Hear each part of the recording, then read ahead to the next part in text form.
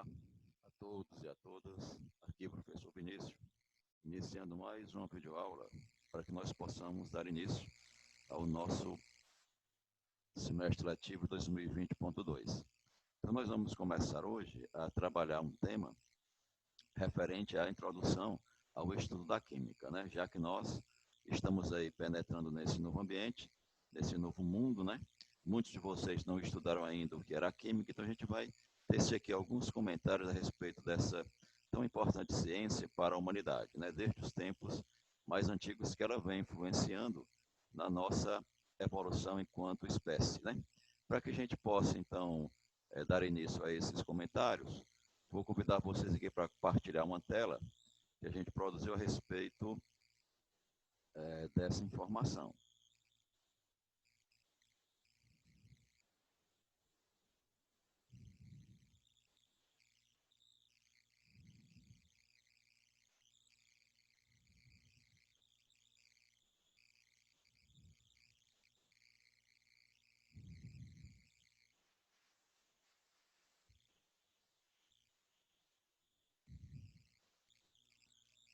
Então, está aí a tela que nós vamos trabalhar no dia de hoje, né? A questão da introdução ao estudo da química, né? É a nossa primeira unidade, a nossa disciplina Química 1 e o professor titular da cadeira, Marcos Vinícius, né? Então, por que estudar a química? Por que a química, na realidade, ela é uma ciência tão importante para a evolução da humanidade ao longo da nossa evolução? Primeiro, entender o que é que vem a ser a química, né? Como ser curioso, o homem sempre se preocupou em descobrir e investigar tudo aquilo que estava ao seu redor. Então, o primeiro foco de investigação da química é a própria matéria, né? Entendendo matéria como todo constituinte físico que está compondo aí o universo. Então, a química estuda a matéria, mas com que intenção? A intenção da química, ao investigar a matéria, é buscar a sua composição.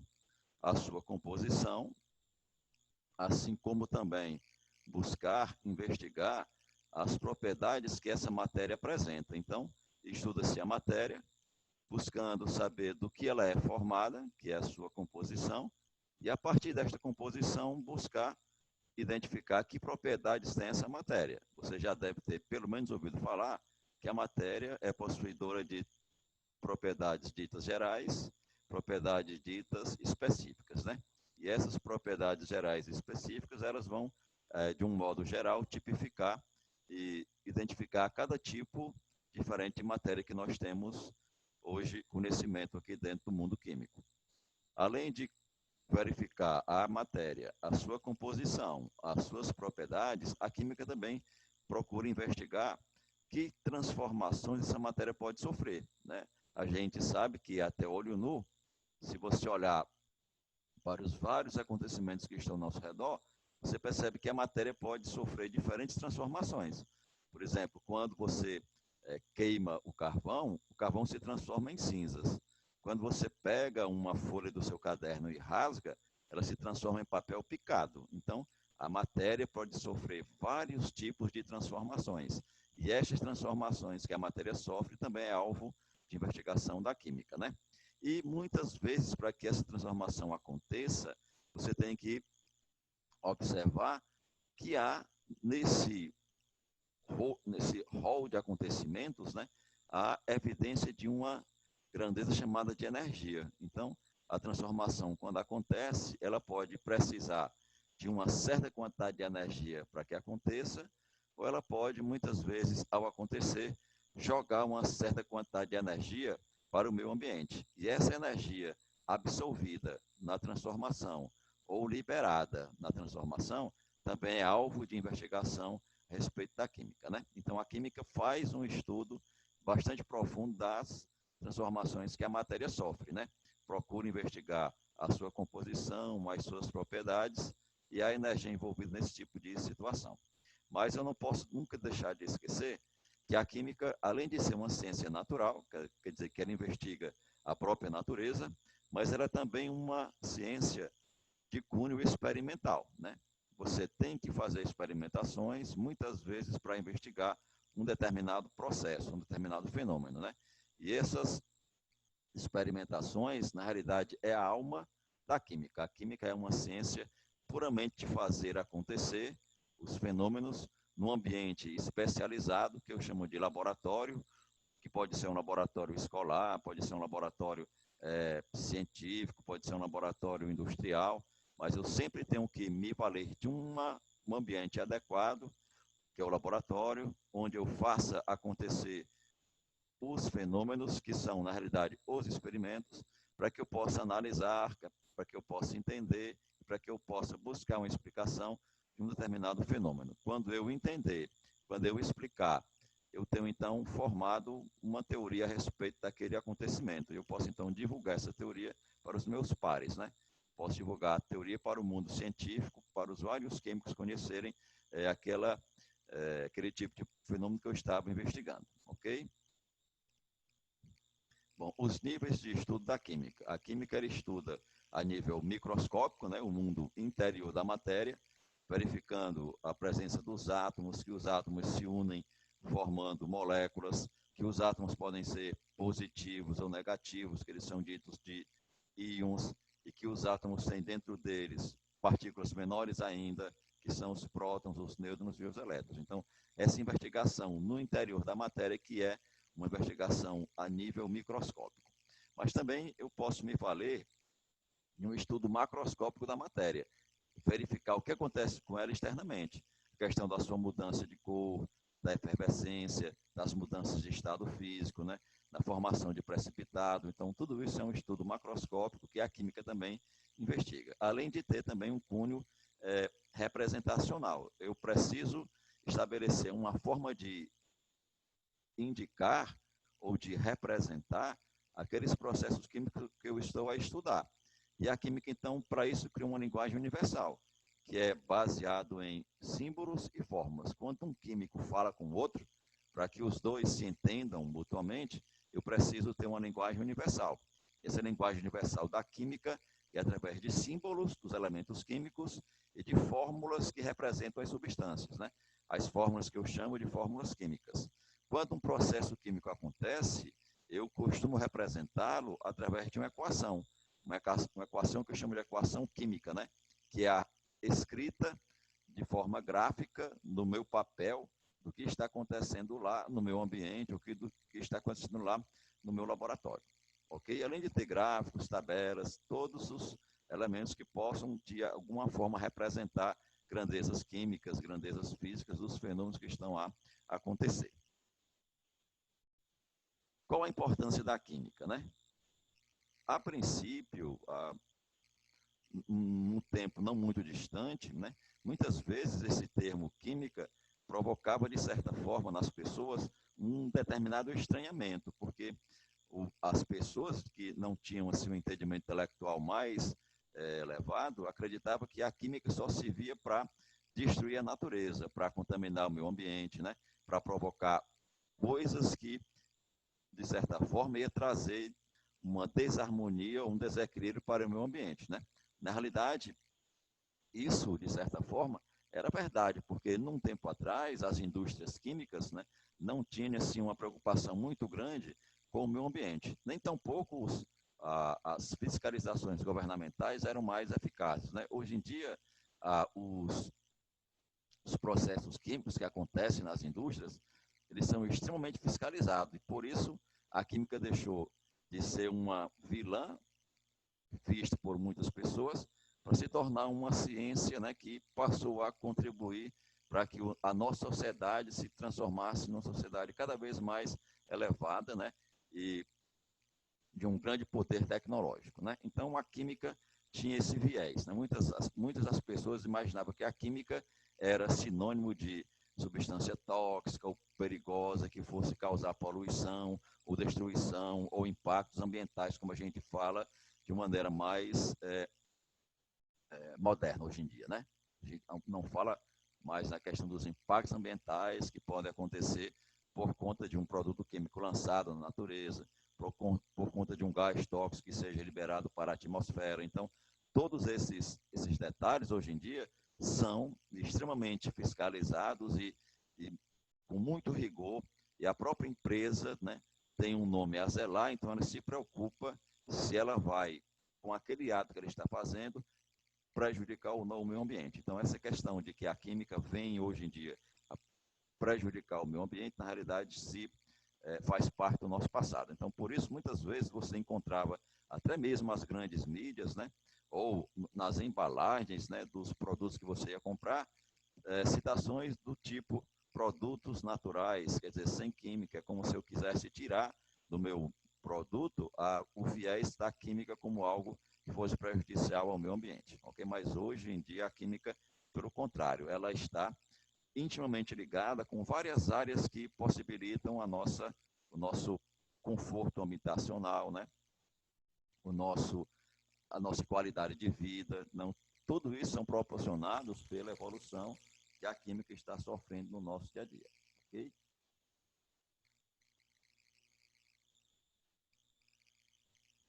De modo que a química hoje, né, perpassa o nosso próprio ambiente de laboratório. Então, eu tenho uma química contribuído com a produção, por exemplo, de medicamentos, né? Você está com a dor de cabeça, precisa fazer uma cirurgia, é necessário que haja produtos que nos causem situações de anestesia, né? Ou que sejam produtos que você tome que vá aliviar aquele sintoma da dor de cabeça. Você quer arrancar um dente, você não vai arrancar um dente a sangue frio, né? Você precisa de um material, de uma substância que, injetado na gengiva, produziria uma anestesia local. E o dentista possa, então, fazer uma restauração mais profunda, possa pontear um corte que você tenha tido no lábio, né? Então, todo esse tipo de situação, todas essas medicações, não são produzidos pelo farmacêutico ou são produzidos pelo médico, não. Quem produz a medicação são as indústrias farmacêuticas químicas, né? Que manipulam os materiais para produzir aquele tipo de medicamento, né? Assim como também cosméticos, né? Pesticidas. Quem produz pesticida não é o agrônomo, não, nem tampouco o agricultor. Quem vai produzir um pesticida, quem pesquisa se ele vai ser eficaz ou não para combater certa praga, são os químicos, né? Os biólogos interagindo com os químicos, estudam lá aqueles tipos de micro-organismos, verificam as suas falhas, então o químico procura uma substância que ataque aquela falha, né? E vai então exterminar aquela praga, vai matar aquele besouro, para que você tenha então condições de uma agricultura mais rentável, né? Então a química ela perpassou essas questões dos problemas ambientais e hoje ela tem um link, é linkada com várias áreas do nosso conhecimento, medicina, odontologia, estética, biologia, a própria física, você tem uma área chamada de físico-química, né? Então a química ela interage com todas as áreas, a mecânica, um lubrificante eficaz, quem é que faz lubrificante eficaz? São os químicos, né? Os engenheiros mecânicos, eles levam para a gente as dificuldades que eles têm e a gente então busca uma substância que facilite o lubrificar daquela peça, daquela engrenagem, né? Para que não haja tanto desgaste naquela peça que a máquina vai ali usando repetidas vezes no mesmo processo, para realizar uma produção em série, por exemplo. Então, a química ela está aí em várias áreas do nosso conhecimento, inclusive na área de edificações, na área de eletrotécnica, né? Para você entender a questão de que em certas áreas de um circuito você não quer que passe muita eletricidade, você vai então atrás de um material com maior resistência elétrica. Quem é que vai dizer quem é o elemento químico mais ou menos resistente? São os químicos, né?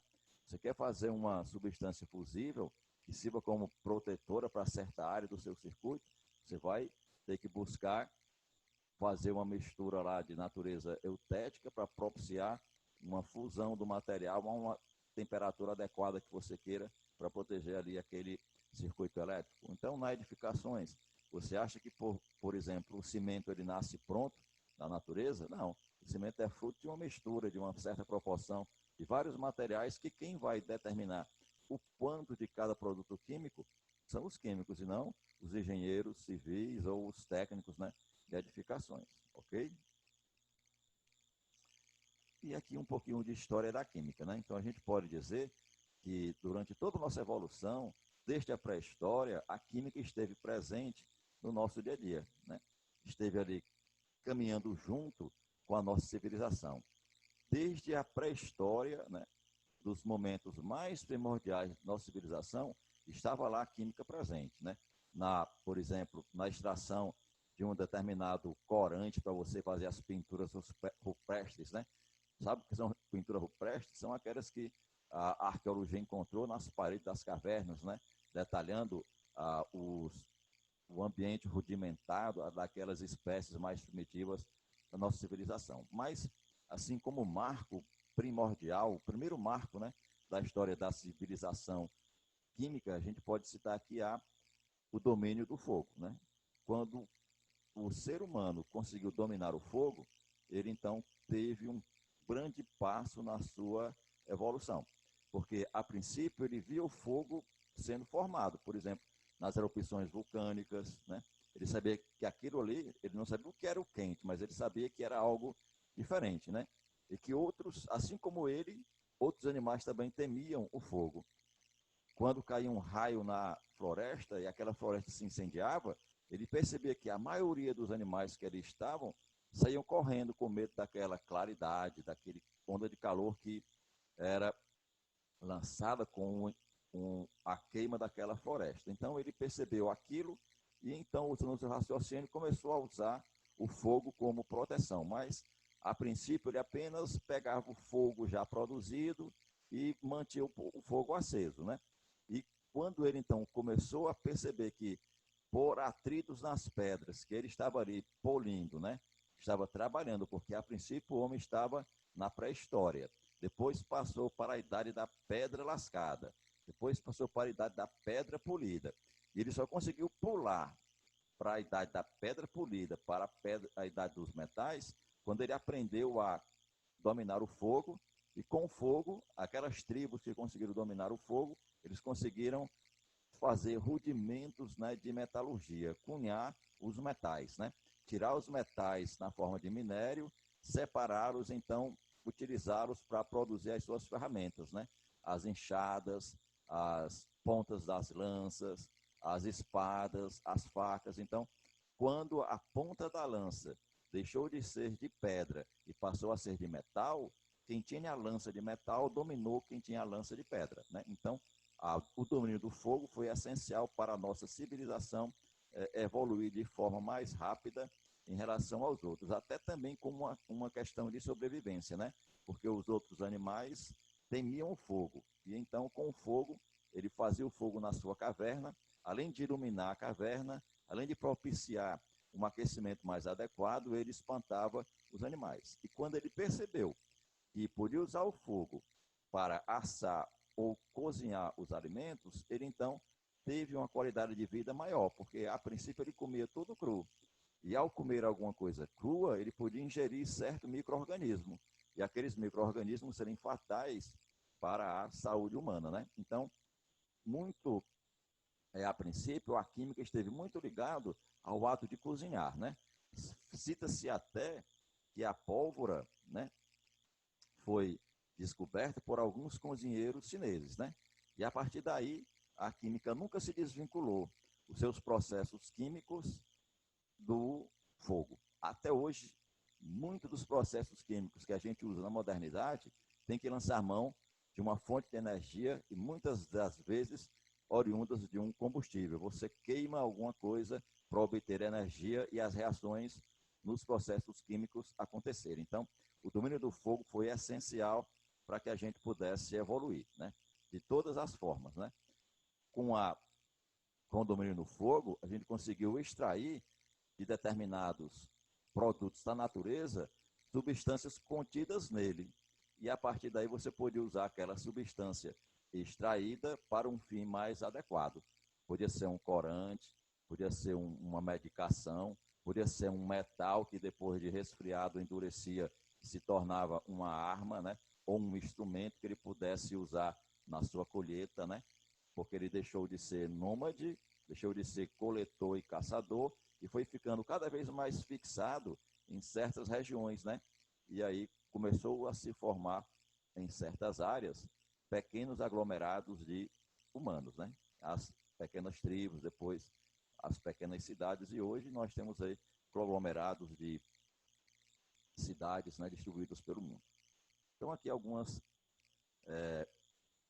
estruturas que podem ser retiradas da terra a partir do fogo, né? A cerâmica e o vidro, né? Sem o fogo eu não posso extrair, produzir cerâmica, né? E nem extrair o vidro, nem produzir o vidro. E a química foi evoluindo, né? Todo mundo sabe, por exemplo, que era muito comum você encontrar nas civilizações mais antigas resquícios, né, de produtos químicos. Por exemplo, bebidas alcoólicas. O álcool é uma substância química. Para eu obter álcool, eu tenho vários processos, né? Pode ser por destilação, que é mais elaborado, certamente não tinha nas civilizações mais antigas, mas tinha aquelas bebidas que podiam ser produzidas a partir da fermentação.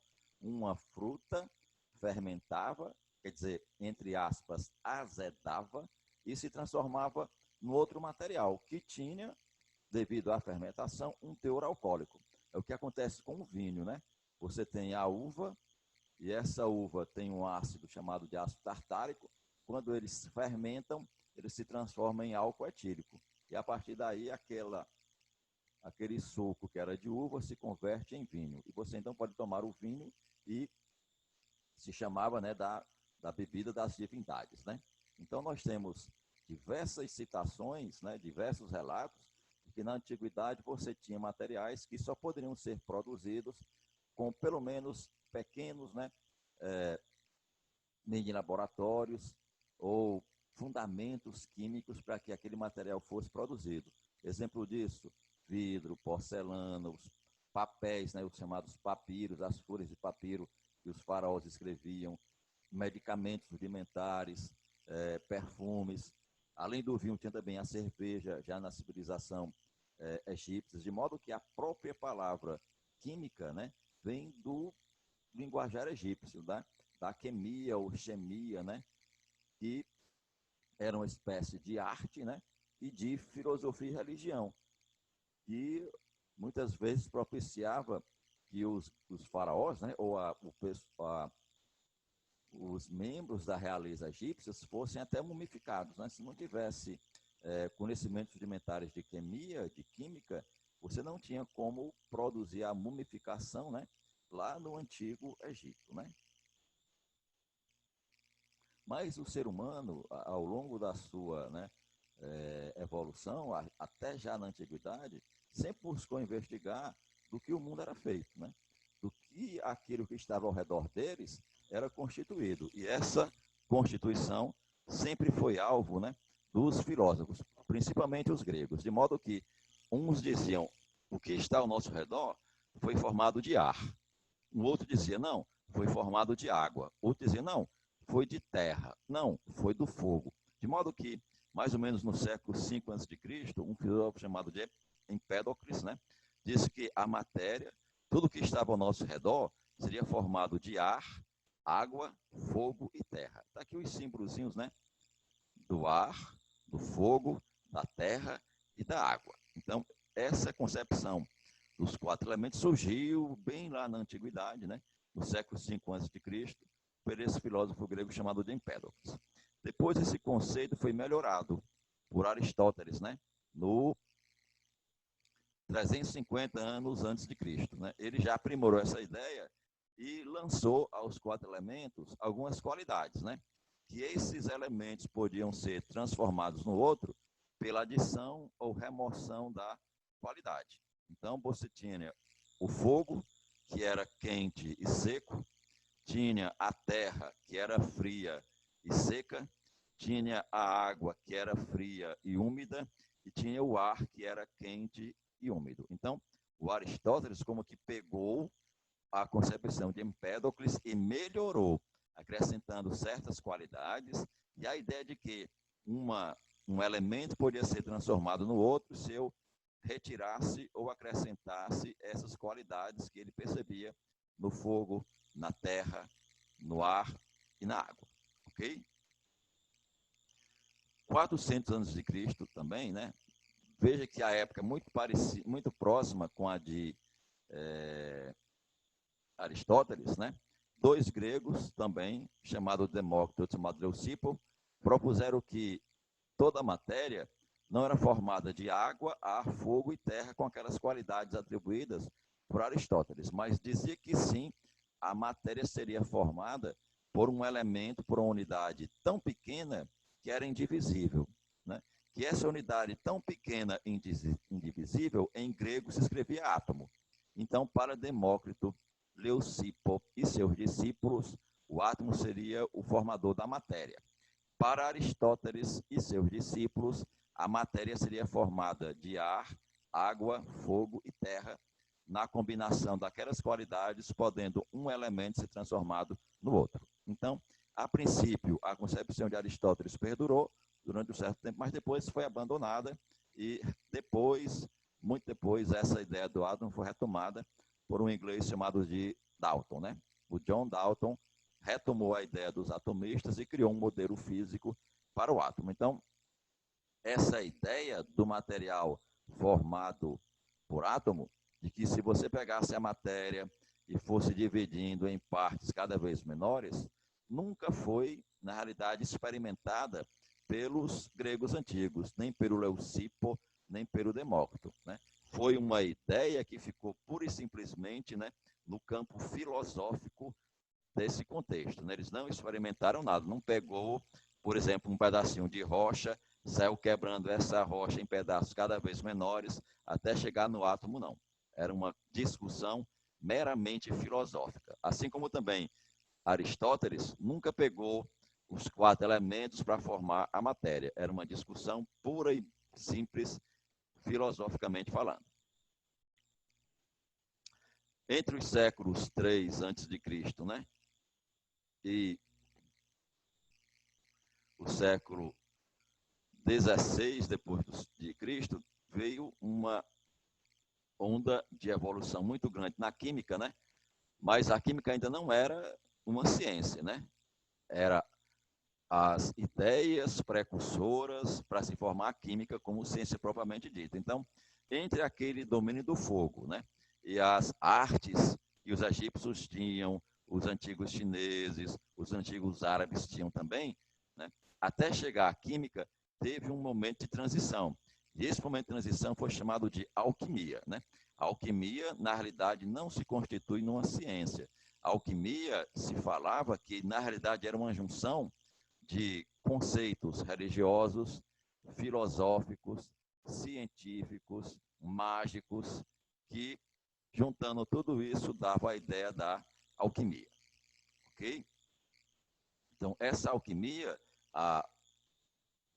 disse, né, que o nascimento dela foi em Alexandria, lá por volta do século 9 a.C.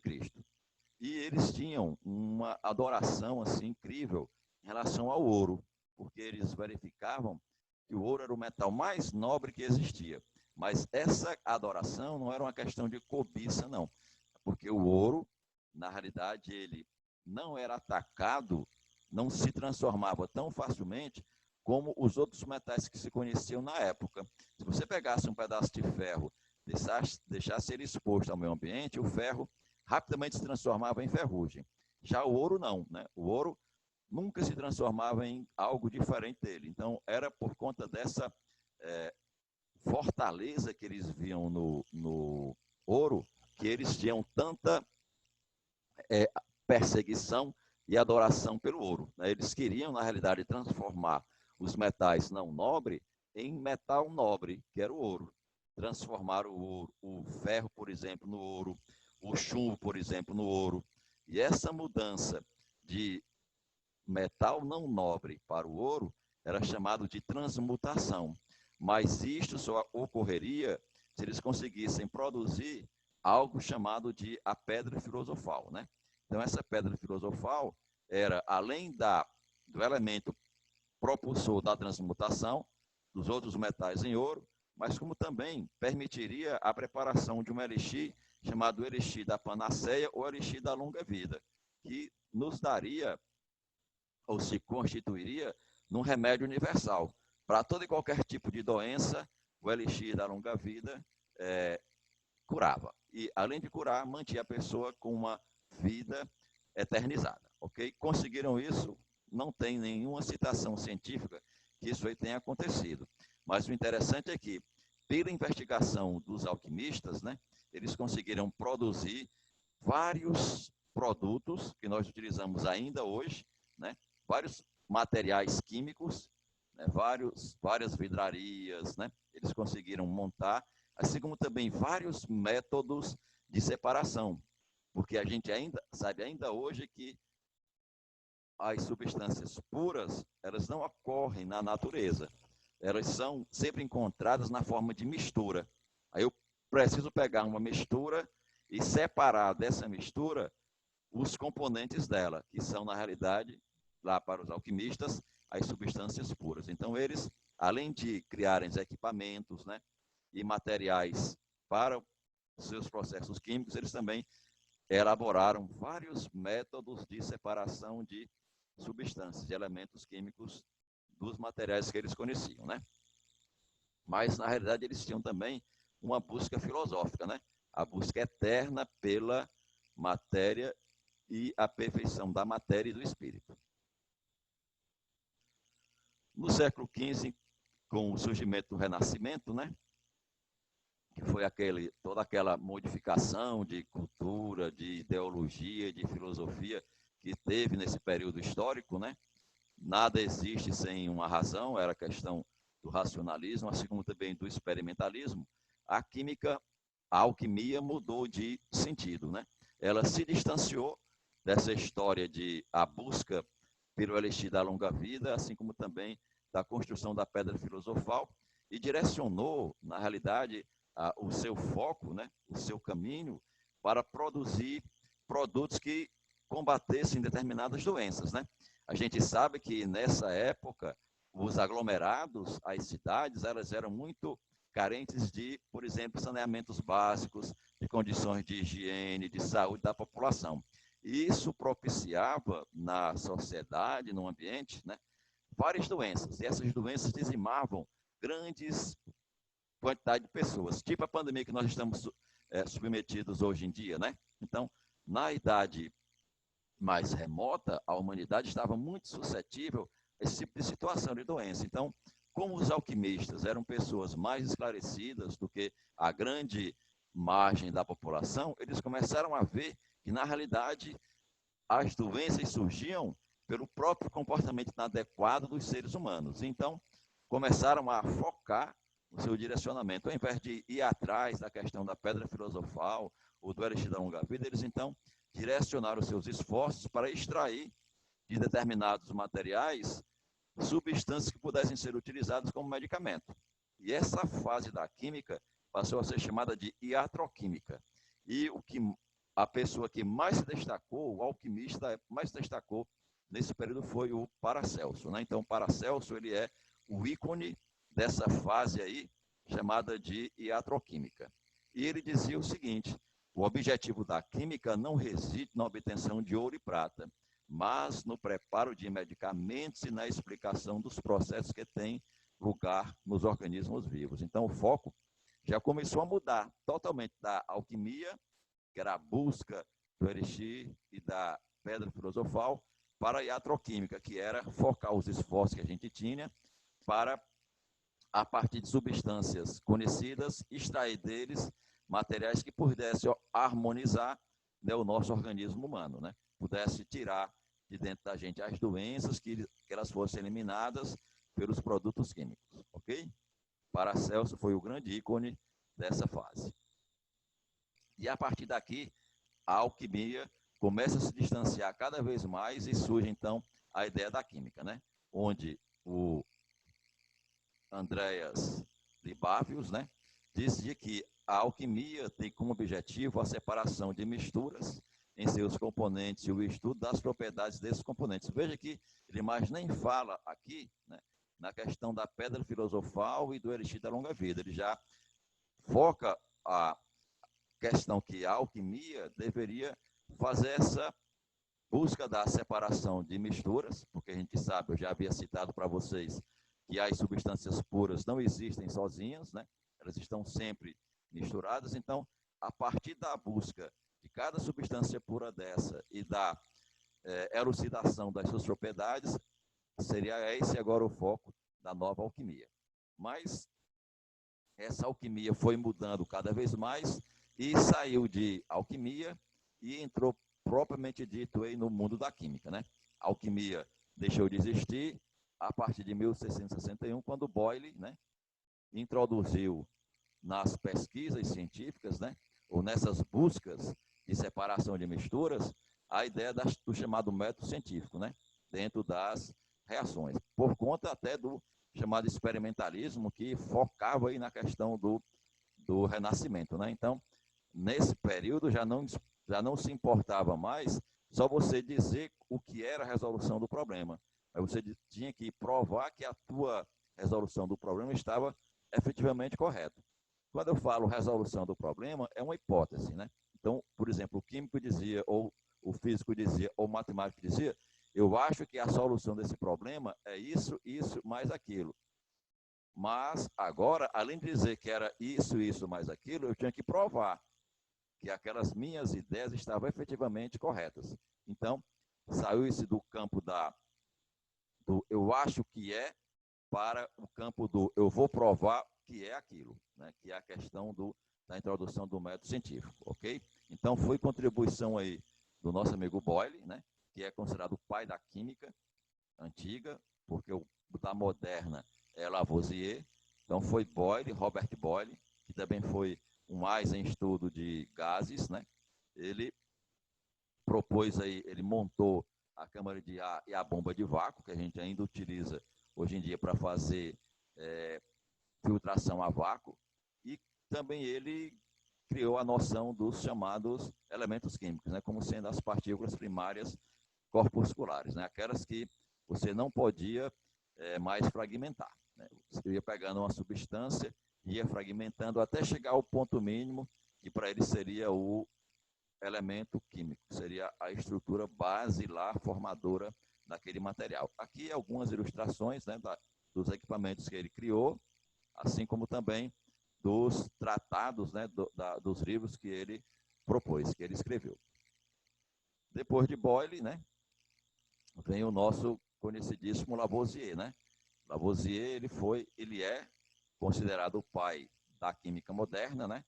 Ele analisou o ar atmosférico, fez análise de vários materiais conhecidos na época dele, né? E descobriu que todos eles eram formadores, né? Quando vindo de um animal ou de um vegetal, formadores eram formados à base de carbono. E esses materiais, então, passaram a ser constituídos, né? Como sendo os elementos formadores aí da química orgânica, ok?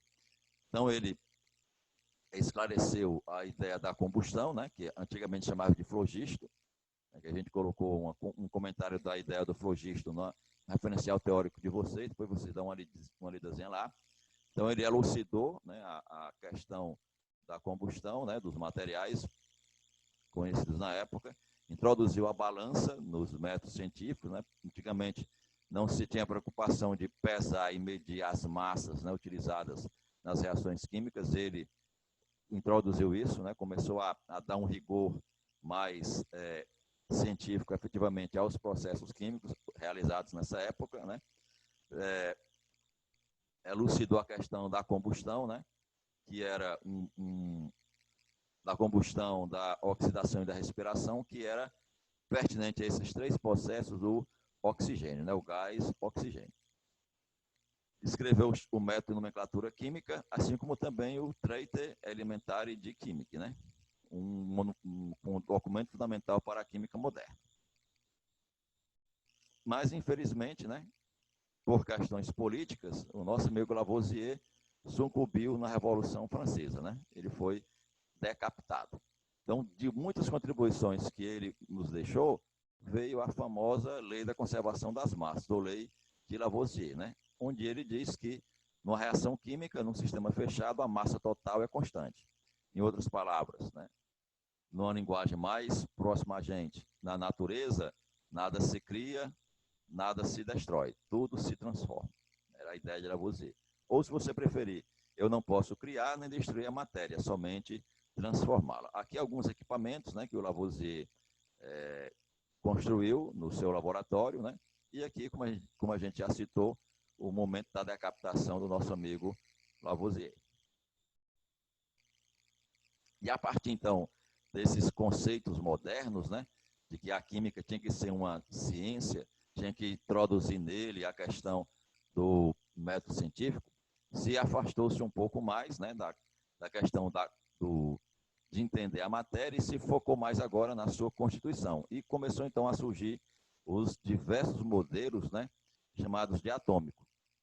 Já a concepção dos 4 elementos, há muitos séculos que não se falavam mais, né, e já se entendia a matéria como formada de átomo, mas como o átomo não era visto por ninguém, ainda hoje não foi, começou-se a se criar alguns modelos físicos para representar o átomo, findando num modelo mais matemático, né? Então, a química voltou-se, né, a investigar o interior da matéria, né? E aí criou-se os vários modelos atômicos, o de Dalton, o de Thomson, Rutherford, o de Bohr, Rutherford-Bohr, o de Schrödinger, né, que é o mais atual. Também, com a descoberta de vários elementos químicos, né, nessa época, e ainda hoje a gente monta ou produz alguns outros elementos químicos, a gente conhece 90 naturais e o restante dos 120 são todos de natureza artificial. Então, na época, embora tivesse muitas dificuldades, né, para você definir uma classificação para os elementos químicos, muitos químicos tentaram criar classificações para os elementos químicos baseados na sua massa, né?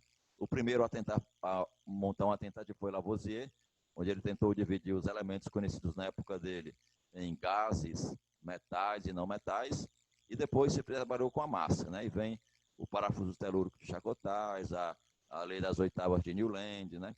A tríade de Oberheim, aí vem o modelo de Dmitry Mendeleev e o modelo mais moderno, o modelo de Moselle, que não é mais baseado na massa, mas sim baseado num conceito novo que o Moselle criou, que estabeleceu, que foi o modelo dos números atômicos, né? Então, foi Moselle que criou o número atômico das espécies, então ele redirecionou. A tabela periódica permaneceu a mesma, praticamente, dividida em colunas verticais e em períodos, né, que são as filas horizontais, mas agora o critério organizacional mudou.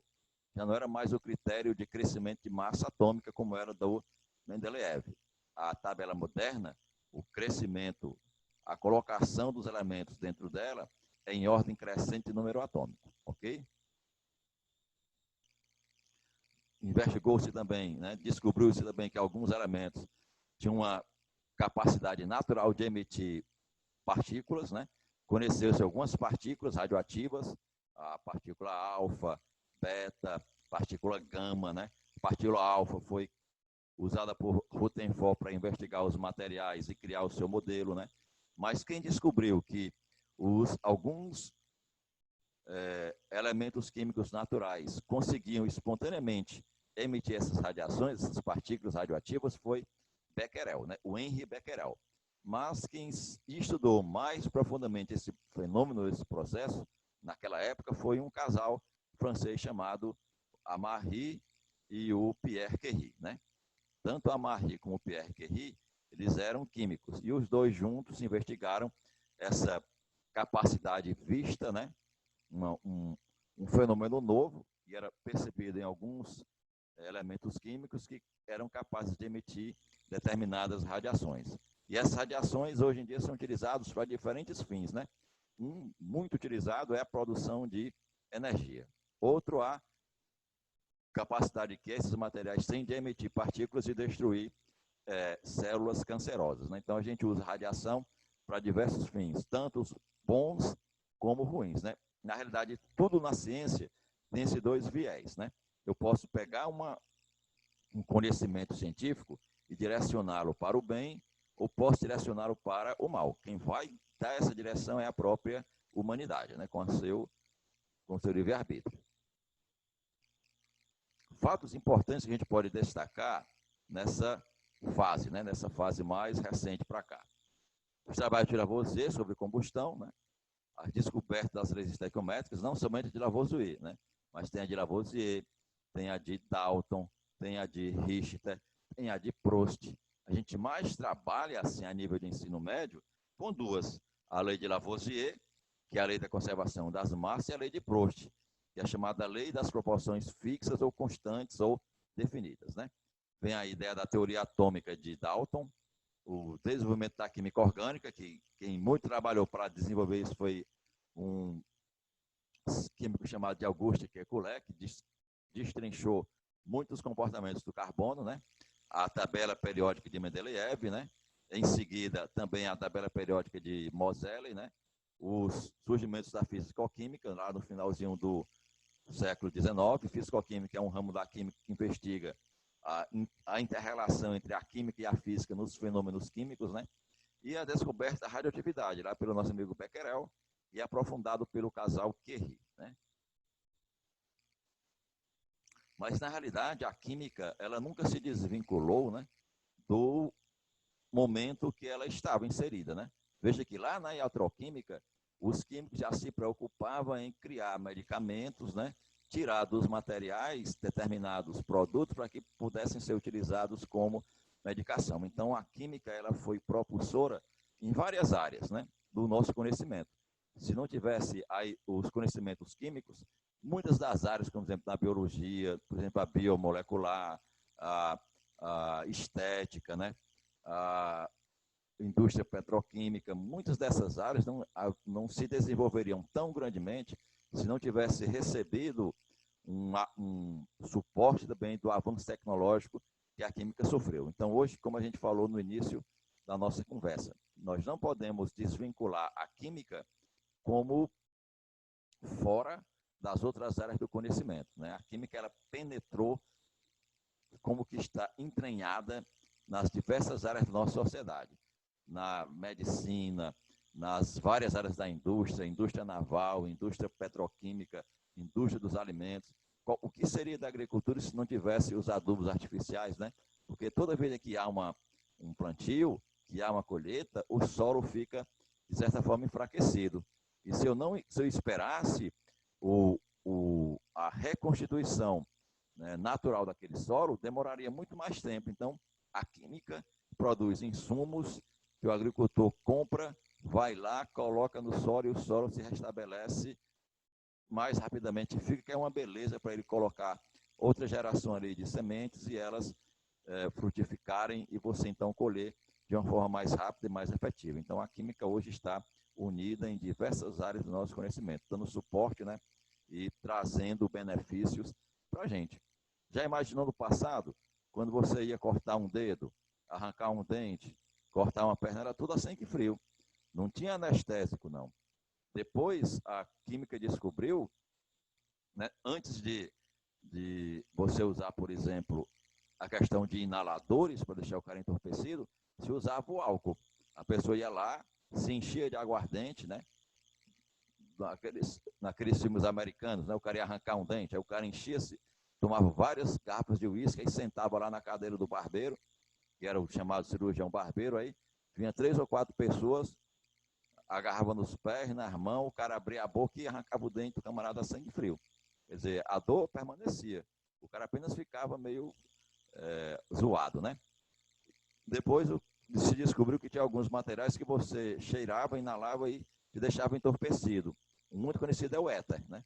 Clorofórmio. Então você cheirava o éter, aí ficava meio doidão, meio torpor, aí o cara ia lá e arrancava um dente, cortava o dedo, mas a dor permanecia.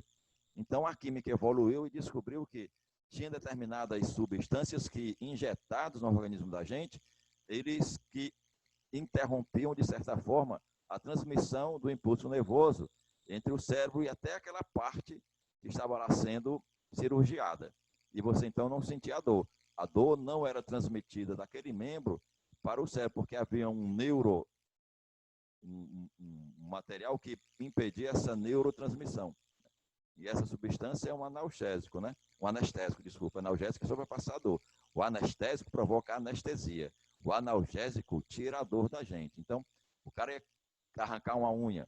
Arrancar uma unha sangue frio, meu amigo, é sofrimento, né? Então, você vai lá, aplica uma injeçãozinha na unha, que também é dolorido, mas depois que aplica, passa. Aí ele fica anestesiado. E o cara vai lá e arranca a unha dele. Para tirar uma apêndice. Já imaginou cortar a barriga do indivíduo lá para tirar apêndice a sangue frio? Então, era uma dor tão imensa que o cara morria antes de ser aberto, de tanto medo, né? Tanta tensão. Então, os anestésicos, assim como também os analgésicos, foram uma evolução tremenda da química, né? Então, a química hoje ela está vencendo barreiras e aumentando em grande parte o seu parque industrial e servindo como alavanca, né, para as diversas áreas do nosso conhecimento. Então, meus amigos, era isso que eu queria colocar para vocês como uma introdução no estudo da química. Espero que tenha sido satisfatória as nossas conversas hoje, né? E a gente vai já aqui deixar o convite para a nossa próxima videoaula, né? E nós já vamos tratar da questão dos materiais, porque essa parte introdutória era somente essa conversa que a gente traçou aqui hoje com vocês. Então, meus amigos, até a próxima aula.